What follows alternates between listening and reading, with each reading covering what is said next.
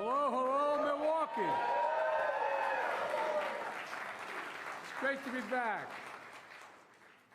You know, press has heard me say this, the ones that follow me, that my dad had an expression: if you have a seat, take one. If you don't, I understand, come up with me.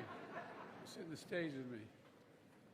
My dad used to have an expression. He said, Joey, a job, I mean this sincerely, is about a lot more than a paycheck. It's about your dignity. It's about respect. It's about being able to look your kid in the eye and say, honey, it's going to be okay. That's what we're all about. That's what we all want to do. And Rashawn, thank you for that introduction, and thank you for doing what my dad always worried about, whether we'd be able to have those jobs with a little bit of dignity. And I want to thank my colleague, Governor Evers. Where are you, Gov? One of the best governors in the country.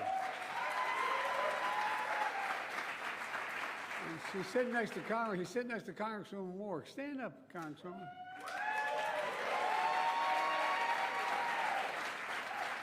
And she can tell you whatever she tells me, I do. It's great to see you, kiddo. And also, I want Mayor Johnson, thanks for the passport into the city. I appreciate it very much. And County Executive Crowley is here. And I want to thank Senator, a good friend of mine, Tammy Baldwin, who couldn't be here today. And I want to thank everyone here at Milwaukee's Black Chamber of Commerce for your partnership across the board on everything we've been working on. I come from a state that has the 8th largest black population in the country. And as they say, the saying goes, where I come, you brung me to the dance early on.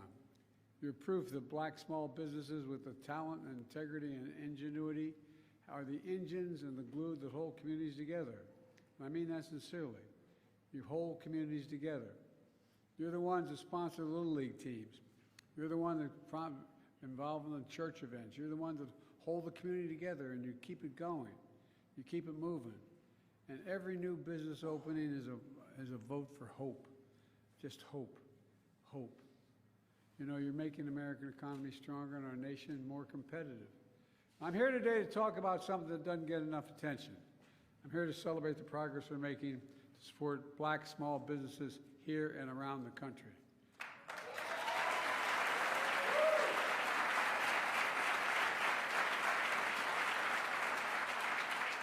When black small businesses grow, everything benefits. The community benefits. Everyone benefits. Not a joke. And it gives hope and prospects for people. Since Kamala and I entered office, America has filed a record number of, in less than 3 years, 15 million new applications to start new business. 15 million. It's led to the fastest growth of black business ownership in over 30 years. Across the country, wages for workers are up. Black wealth is up record 60% since the pandemic. So many of you, look, and by the way, I mean this sincerely from the bottom of my heart, we're just getting started. We're just getting started. So many of you had the vision and took the risk to open businesses, and you bet on yourself. Together, we're transforming the economy by investing in all of America and all Americans. When I ran, if I was elected, I'd represent everyone, blue, red, no matter what color the state was, wherever it was. We'd recommend, because think about it. Think of all the businesses that you know about throughout the Midwest and back my way as well that closed down because you had corporations deciding they'd get cheaper labor across the sea. You could move somewhere else. So they sent the jobs overseas and brought the product back home. And we changed that supply chain. We're having the jobs here and sending product overseas.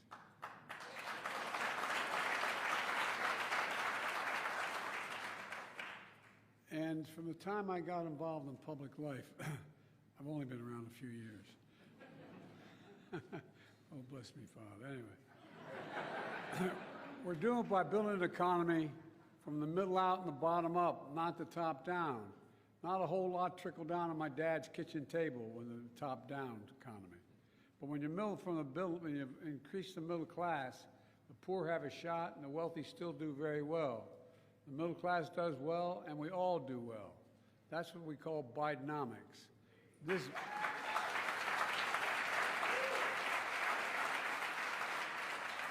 by the way, so far, we've created 14 million new jobs, more jobs in 3 years than any president's created in 4 years in history.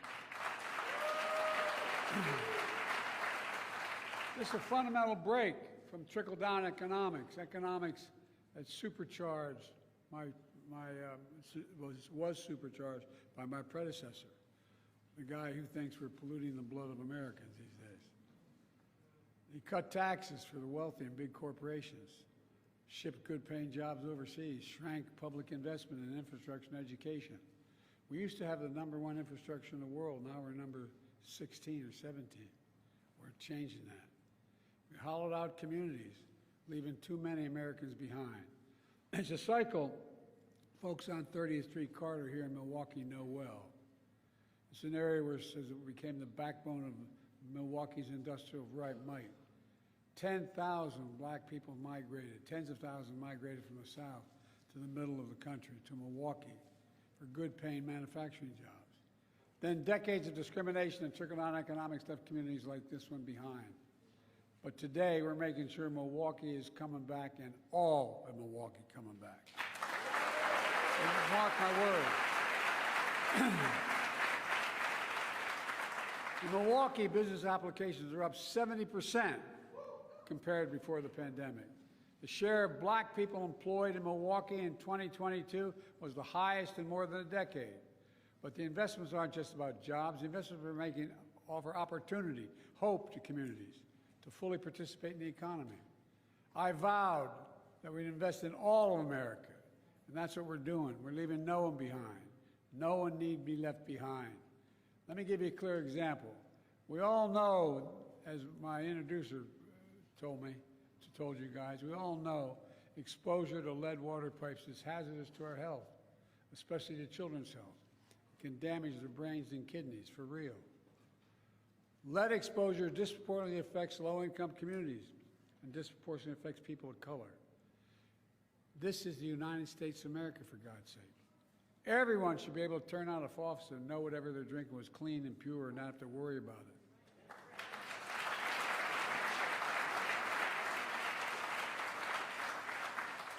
Through the historic bipartisan infrastructure law, my administration is investing $15 billion to replace every lead pipe in every community in this country.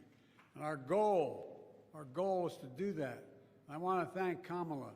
For leading this effort. But you know, your United States Senator Ron Johnson voted against this law. Well, I tell you what, with your help, the great governor and congresswoman in the state, they already received $130 million to do this work so far.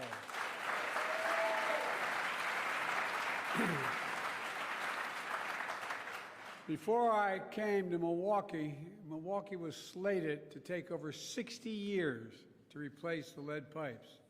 But last month, we proposed a new rule. It's going to require the water systems in Milwaukee to be fully replaced with every one of them within 10 years. 10 years instead of 60. Think of the lives saved. Think of the jobs and opportunities for small business owners like Rashawn, replacing lead pipes in homes and daycare centers and schools. We're just getting started. And so we are today announcing Milwaukee will be one of 22 communities in the country competing for tens of millions of dollars in federal grants to grow small businesses, create good-paying jobs, and build factories of the future. It matters. I'm also increasing the share of federal contract dollars going to small disadvantaged businesses from what was roughly 10% when I came to office to 25% to 15%. Here's how it works. Back in the 30s, it wasn't just that Roosevelt talked about unions being supported. They also had a rule that passed that very few presidents, including Democrats, paid much attention to. That every dollar a president gets to spend, for example, the Appropriation Committee and the Congress passes redoing decks of aircraft carriers.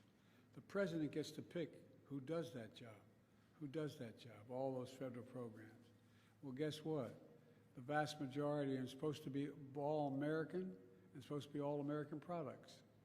And guess what? Hardly anybody paid attention. but I'm paying attention. We're investing in America and American workers. In 2022 alone, we awarded nearly $70 billion to small disadvantaged businesses because of that law. Through the American Rescue Plan, another law that your distinguished senator voted against, we invested nearly $80 million in Wisconsin for the state Small Business Credit Initiative, helping countless small businesses grow. Through the Small Business Administration, we've delivered $50 billion in capital this past year to small businesses across the country, doubling the number and the value of Black-owned small businesses since 2020.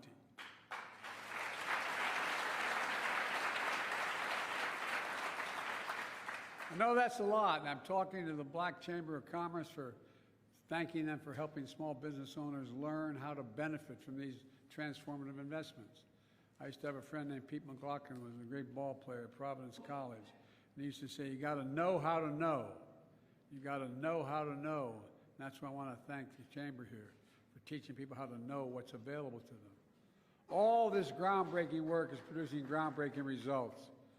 Record job creation, historic economic growth. We have among the lowest inflation rates of any major economy on this earth. We're fighting a lower cost to give folks just a little bit more breathing room, as my dad used to say. But let's be clear. Republicans are against so many critical actions that help working and middle-class people, especially Black Americans. Just remember how the pandemic hit Black businesses especially hard. How my predecessor, on his watch, women and minority-owned small businesses found themselves last in line to access emergency relief through programs like the Paycheck Protection Program. On my watch, energy and emergency relief went to minority-owned businesses first, not last.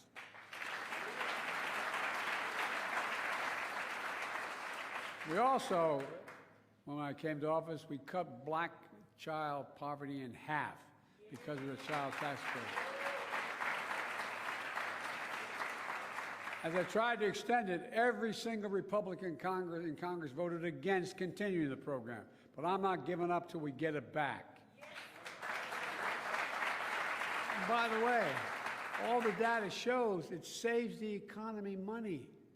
The spending on child poverty saves money in health care, education, a whole range of things. This is not down the drain. It generates growth. We drafted and I signed a law that will lower prescription drug costs significantly for all Americans. You know, I was at a town meeting in Northern Virginia, and I was holding a meeting. This is 2 years ago. I've been fighting Big Pharma for a long time. You know, if you go to wherever your provider, any drug you have to take, any prescription drug, and you decide you're going to buy it here in Milwaukee, or you're going to go buy it in Toronto, Canada, or Paris, France, or Budapest, guess what? You're going to pay 2 to 3 times as much for the prescription. Same company, same American manufacturer, same thing. Because Medicare pays for it in most cases. And guess what? We're not just if you're at the VA and you get the prescription drug, they negotiate the price with the pharmaceutical company. Well, they passed laws earlier, way on. I've been fighting it for over 35 years to say you can't negotiate. Medicare can't negotiate for drug prices and by the way, that's how they make enormous amounts of money. And by the way, every one of my Republican colleagues voted against this one. And now they're trying to cut Medicare, trying to cut Medicaid, and Social Security. Your own Senator Johnson calls Social Security a, quote, Ponzi scheme. Are you kidding me? You know, from the time you get your first paycheck, you pay into Social Security your whole life. These are the same Republicans who enacted tax cuts to overwhelmingly benefit the wealthy to the tune of $2 trillion additional deficit. There's also something else that's happening. There's some in this country who are waging a full-on attack of Black economic opportunity. They're denying economic opportunity when it comes to higher education, starting a business, keeping businesses open. That's how you generate economic opportunity. You educate people. And folks, by the way, I went to the Supreme Court to eliminate student debt that was out there. And guess what? The Supreme Court ruled against it, but I still got 136 million people's debt relieved.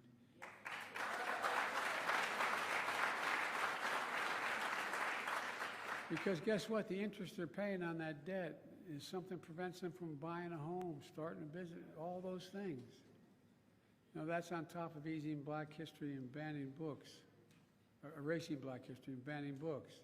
Did you ever think you'd live in a country, now all kidding aside, growing up, where we're banning books, book banning in grade schools and high schools?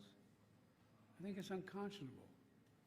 These attacks hurt all Americans because investing in black economic prosperity lifts everybody up. You know, we always believe diversity is our strength as a nation.